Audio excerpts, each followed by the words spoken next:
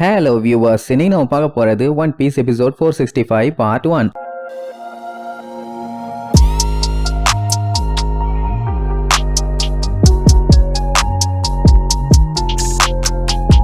Open பண்ணா போன பாட்டுல அந்த ஊரு அவ்வளோ கஷ்டப்பட்டு நம்ம இயேசு பக்கத்துல வரைக்கும் வந்துட்டான். ஆனா அவன் காலை வெட்டி மூஞ்ச பஞ்சர் ஆக்கி இப்படி ஒரு நிலைமைக்கு கொண்டு வந்துட்டாங்க. போட்டோக்கு போஸ்ட் கொடுக்குற மாதிரியே ரெண்டு பேரும் மாத்தி மாத்தி ஒரு 5 நிமிஷத்துக்கு பார்த்துக்கிட்டே இருப்பானுங்க. இதுல வேற இடையில அந்த கெக்கோ முறியா நெஞ்சிலேயே அவனோட ஷாடோ விட்டு ஏத்தி சுருகிட்டான். கழுத்துல சுருகின மாதிரி இருந்துச்சு, ஆனா நெஞ்சில சுருகி இருக்கான். ஏன் கொஞ்சம் தள்ளி வயிற்றுல சுருகி இருக்கலாம்ல? இல்ல ஒன்னும் ஆயிருக்காது, போய் காப்பாத்திருப்பான்னு சொல்ல வந்தேன். அந்த கரடி மண்டையனுக்கு என்ன ஒரு ஆனந்தம். எல்லாருமே கதர்னு கதறுவாங்க, ஒரு ஒரு ஒரு மெயினா நம்ம இயேசு. ஏன்னா அவனுக்காக தானே அவன் இவ்வளவு தூரம் வந்து கடைசியில சாகர நிலைமையில இருக்கான். எல்லாம் நான் பண்ண தப்புன்னு ரொம்ப ஃபீல் பண்ணுவான். அப்பவுமே ஒரு விடல, அவன் உயிரே பிரிய போகுது. இருந்தாலும் ஏசுன்னு சொல்லி கையை நீட்டிட்டே வருவான். இயேசுக்கு அவனை பார்த்து பயங்கரமா அழுக வரும். அவனும் கரெக்டா இயேசு கிட்டக்க வரைக்கும் கையை கொண்டு வந்துருவான். ஜஸ்ட் ஒரு 1 மீட்டர் டிஸ்டன்ஸ் தான், அவ்வளவுதான் ஓரோட உயிர் போயிரும். அப்படியே கீழே விழுவான். ஏசால சுத்தமா தாங்கிக்க முடியல. ஒரு விழும்போது கூட ஏகப்பட்ட பேர் அடிச்சு புறந்து ஓடுவானுங்க. ஏன்னா மேல விழுந்தான்னா சட்னி தானே. ஒருக்கு ரெஸ்ட் இன் பீஸ். இயேசு பார்த்துட்டு ஓர்னு சொல்லி தொண்டைகளியே கத்துவான். என்ன கத்தி, என்ன அழுது, என்ன பிரோஜனம்? அதான் போட்டு தள்ளிட்டானே. எனக்கு ஒண்ணுதான் புரியல. ஒயிட் பியர்டு நம்ம ஓருக்கு சப்போர்ட் பண்ணி அவனை யாரும் அட்டாக் பண்ணாத மாதிரி எல்லாத்துக்கிட்டையும் போய் சண்டை போட்டு தடுக்க சொன்னாரு. ஆனா யாருமே ஓரு கூட சப்போர்ட்டுக்கு இருந்த மாதிரி இல்ல. எல்லாம் மத்தவங்க கூட சண்டை போறதுலயே போக்கஸ் பண்ணதுனால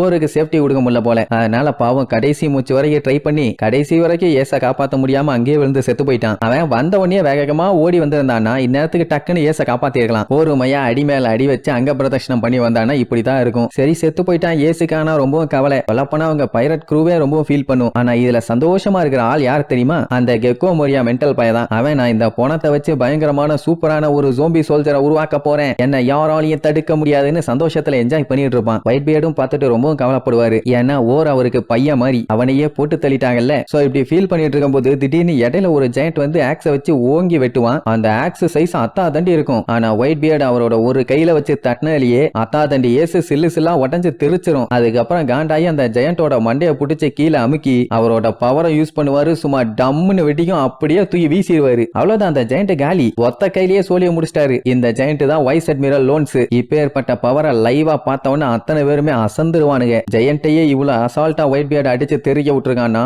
அப்ப மத்தவங்க எல்லாம் மாட்டனா நிலைமை என்ன ஆகிறது? இப்ப ஓர் செத்து போயிட்டான்ல, அதை நினைச்சு கவலைப்பட்டு அவனோட பாடி யாரு கைக்கும் கிடைக்க கூடாது, அவனை முதல்ல மீட்டு கொண்டு வாங்கன்னு ஆர்டர் போடுவாரா. உடனே எல்லாம் வெறி குண்டு போவாங்க.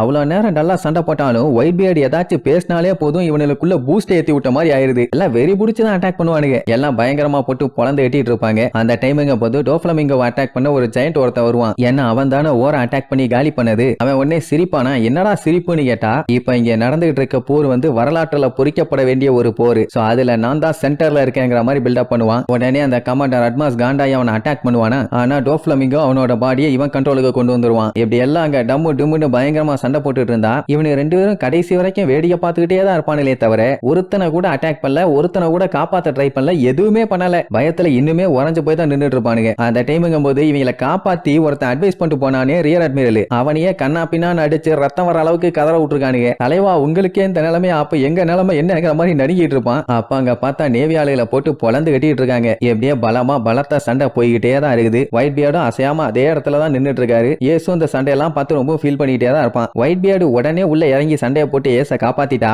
இவ்வளவு பஞ்சாயத்துல இல்ல, எதுக்கு தேவையில்லாத இந்த வேலை? பாவம் என்னால ஏகப்பட்ட பேர் செத்து போறாங்க. அதே நேரம் இந்த கோபியும் ஹெல்மெட் போவோம். இனிமேட்டு அந்த சண்டைக்கு நடுவுல நின்னா நம்ம தலையும் தக்காளி பழம் மாதிரி வெட்டி வீசிட்டு போயிருவானுங்க. அதனால தப்பிச்சு ஓடுறதே சிறந்த வழின்னு சொல்லி வெள்ளும் தட்டிச்சு ஓடிட்டு இருப்பானுங்க. பெரிய பெரிய அட்மிரல்ஸ் எல்லாருமே பயங்கரமா அடி வாங்குறத லைவா வேற பாத்துருக்கானுங்களா. இந்த அளவுக்கு 2 அடியை நம்ம வாங்கினா போதும், ஸ்பாட்லயே பாடி ஆயிருவோம். தெரிஞ்சு எதுக்கு தேவையில்லாம ஒரு உயிரிழப்பு? இதுல காமெடி என்னன்னா, கோபி தானே எப்பவுமே வீரம் வெற்றி வீரமே ஜெயம்னு சொல்லி பில்டப் பண்ணிட்டு இருப்பான். அவன் தான் முதல்ல விழுந்தடிச்சு ஓடுவான். அவனை ஃபாலோ பண்ணி ஹெல்மெட் பிச்சுக்கிட்டு வருவான். சோ இப்படி அவங்க பயந்து ஓடிட்டு இருக்கும் போது திடீர்னு ஒரு சவுண்ட், பேட்டில் ஃபீல்டுக்கு போடா வெண்ணன்னு. உடனே மறைஞ்சு நின்னு யாரு என்னன்னு அப்படியே எட்டி பாப்பானுங்க. அந்த அக்கைன்னு ஒரு சோல்ஜர் கிட்ட சொல்லிட்டு இருப்பான். ஆனா அந்த சோல்ஜர் இல்ல, எனக்கு செத்துருவேன்னு பயமா இருக்குது, ஏன்னா எனக்கு ஃபேமிலி இருக்குது மண்ணா, என்னைய விட்டுருங்கன்னா உங்களை கெஞ்சி கேட்கிறேன்னு பயங்கரமா கெஞ்சுவான். ஆனாலுமே அந்த அக்கைன்னு விடுறதா இல்ல. நம்ம என்ன இங்க டிவிக்கு வந்தோம் நினைச்சியா? நம்ம எல்லாம் நேவி சோல்ஜர்ஸ்டா. ஜஸ்டிஸ்க்காக பைரட்ஸுங்க கூட சண்டை போறதுதான் நம்மளோட ஒரே வேலை. அவங்கள பார்த்து பயந்து வர்றது அசிங்கத்திலயும் அசிங்கம், பெரிய அசிங்கம். அப்படி பயந்து வர்றவன் நேவி சோல்ஜரா இருக்க தகுதியே இல்லாதவன். அதனால நீ கண்டிப்பா எனக்கு ஒரு கூப்பா தான். நீ நிஜமாவே உன்னோட ஃபேமிலிய பத்தி நினைச்சிருந்தீன்னா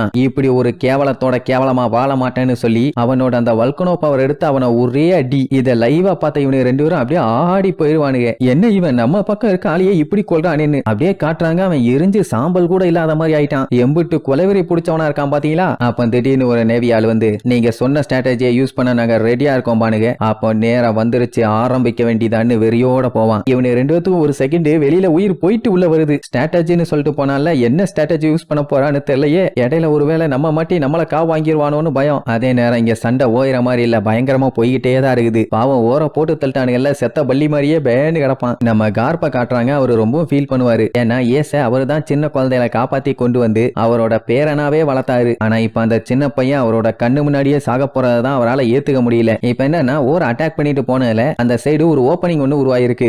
அது வழியா உள்ள போயிடலான்னு எக்கச்சக்க பைரட்ஸுங்க போவாங்க. ஒரு சில பைரட்ஸ் என்ன பண்ணுவாங்க, நம்ம ஒரு சைடு உடச்சுக்கிட்டு உள்ள போவோம், அப்பதான் சீக்கிரமா வேலை முடியும்னு சொல்லி பீரங்கி வச்சு கண்ணா பின்னான்னு அந்த செவுத்தை அட்டாக் பண்ணா அதுல ஒரு சின்ன ஸ்கிராட்ச் கூட விழல. அப்பதான் ஒயிட்டி பே இதை நான் பாத்துக்கிறேன்னு சொல்லி அந்த ஐஸ்லயே அவ கப்பலை ஓட்டிட்டு வந்து அந்த செவுத்துல ஒரே இடி, செவுரு சல்லி சல்லியா போயிரும். ஆக்சுவலா அவளோட கப்பல் ஐஸ் கட்டரு, அதனால எதுவா இருந்தாலும் பீச்சுக்கிட்டு போயிரும். அண்ட் ஆல்சோ இவள ஐஸ் விட்ச்னு சொல்லுவாங்க. இதெல்லாம் நேக்கு சப்பா மேட்ரு. போங்க யாரையும் விடாதீங்க, போட்டு தள்ளுங்கன்னு அத்தனை பேத்தையும் அனுப்பி விடுவா. சோ இப்படி பைரட்ஸுங்க எல்லாம் உள்ள புந்து கொஞ்சம் கொஞ்சமா போக ஆரம்பிச்சிருவாங்களா. அதே நேரம் அந்த பஃபலோ அட்மாஸ்ங்கிறவன் டோஃப்ளமிங்கோ கிட்ட சண்டைக்கு போய் கடைசியில அவன் பாடி அவனோட கண்ட்ரோலுக்கு கொண்டு வந்துட்டான்ல. அதனால அந்த அட்மாஸ் என்னதான் முக்கினாலும் டோஃப்ளமிங்கோவை அட்டாக் பண்ணவே முடியல. ஆக்சுவலா இவன் தான் 13th டிவிஷனோட கமாண்டர். அந்நேரம்னு பார்த்தா அவன் ஆளுங்க ஹெல்ப் பண்ண வேகமா வருவானுங்க. டே வராதீங்கடா வராதீங்கடான்னு எவ்வளவோ சொல்லுவான், கேட்காம வருவானுங்க. டோஃப்ளமிங்கோ கண்ட்ரோல்ல இருக்குல்ல அந்த அட்மாஸோட பாடி, அவன் கமாண்டரை வச்சு அவங்க ஆளுங்க எல்லாத்தையுமே வெட்ட வைப்பான். அவனால தாங்கிக்க முடியல. பாஸ் ஏன் இப்படி பண்றீங்கன்னு கேட்டா என் பாடி அவன் கண்ட்ரோல் பண்ணிட்டு இருக்கான்டா, பண்ணி பழகல, அதான்டா வர வேண்டாம்னு சொன்னேன், எவன்டா கேட்டீங்கன்னு திட்டிட்டு இருப்பான். உடனே அந்த டோஃப்ளமிங்கோ இருந்துகிட்டு பைரட்ஸ் எல்லாருமே ஈவில், நேவின்னா ஜஸ்டிஸ்,